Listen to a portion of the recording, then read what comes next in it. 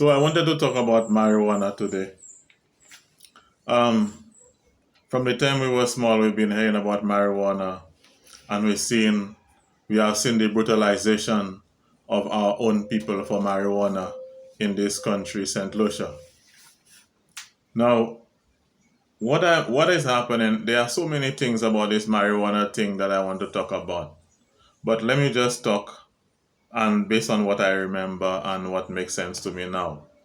We have a situation where in Saint Lucia, we have some young people who have been into producing marijuana, selling, and all things like that.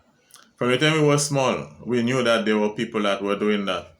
And the Rastas were telling us about the health benefits of marijuana. All of these things were being neglected because it was black people like ourselves that were telling it to us. Nobody was taking them seriously, or very few people were taking them seriously. Then fast forward some years ago, there is a CNN medical correspondent named Dr. Sanjay Gupta. He did a he had a documentary on the medical benefits of marijuana, and he actually showed people the symptoms before they smoked marijuana and after.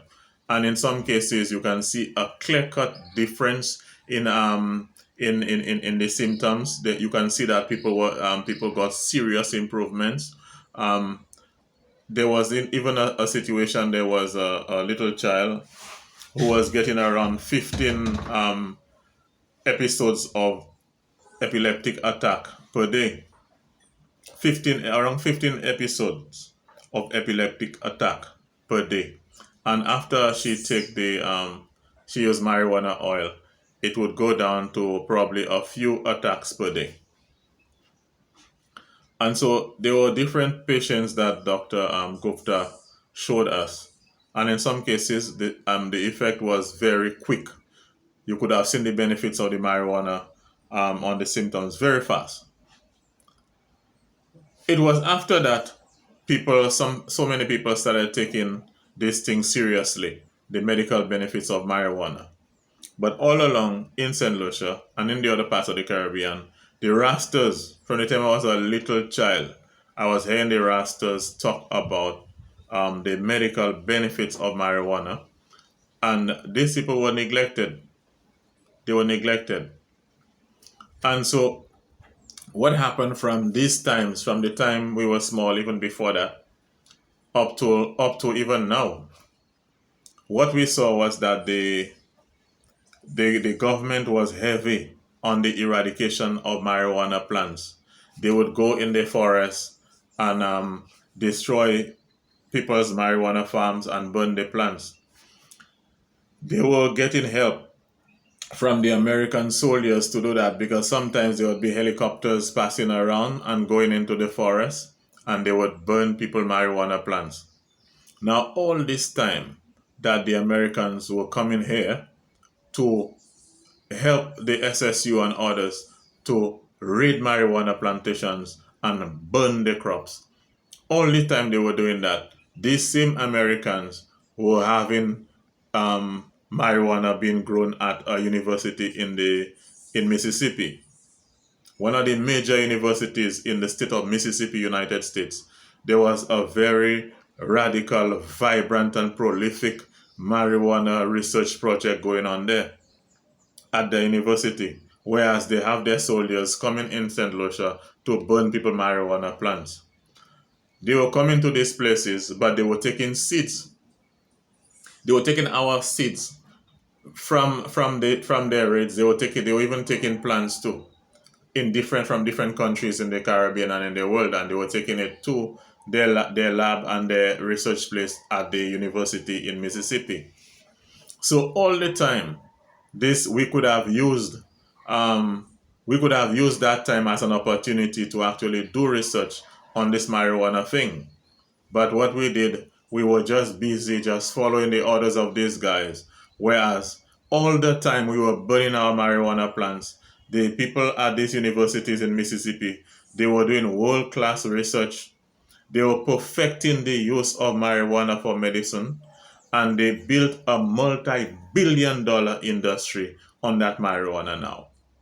So all the time, we shooting rastas, we going in at Mount Jimmy, we doing all of those things. You remember that song, Police Mote Mount Jimmy? All of these attempts were attempts to disrespect Rasta, to burn people marijuana plants, going all in places where they're not supposed to go, and bringing Americans there to destroy their marijuana plants. Whereas we should have had the foresight to actually put some of those things, to actually do our own research. We are behind. We are behind in this marijuana research. We are behind by probably more than 60 years. We are behind in that research. And so at this point, we can't just stay there and do nothing. We can't stay there and do nothing with that. We have to try to catch up if we can. We need to try to catch up with the marijuana research, because it is one of the ways in which we may be able to generate income to kind of fill the gap that was left because of the shortfall in the banana production. And so I want to be a researcher. I want to do research in the marijuana industry. The same way this guy is doing research in America in the banana industry, I want to be able to do research in St. Lucia on marijuana. I have I've done some. I have actually um, done a little thing just to see how to get to extract the oil from the marijuana. I have done that before. But I really want to do some serious work on marijuana. And I do not want to have any problems when I try to do that in the country. Because we know that this country is a very biased. Like every country, some people will have more privileges and rights than others. That is a given. We understand that. But to the extent that it is done in St. Lucia, they're going too far. We see things like a whole container of marijuana coming to the country. We know where it is going. It disappear. You understand? The marijuana disappear and nothing ever happen. No man never get arrested or whatever. The marijuana come and no man never get arrested. But when you have the ordinary man from the community growing marijuana, when they arrest them, they put their face on the thing.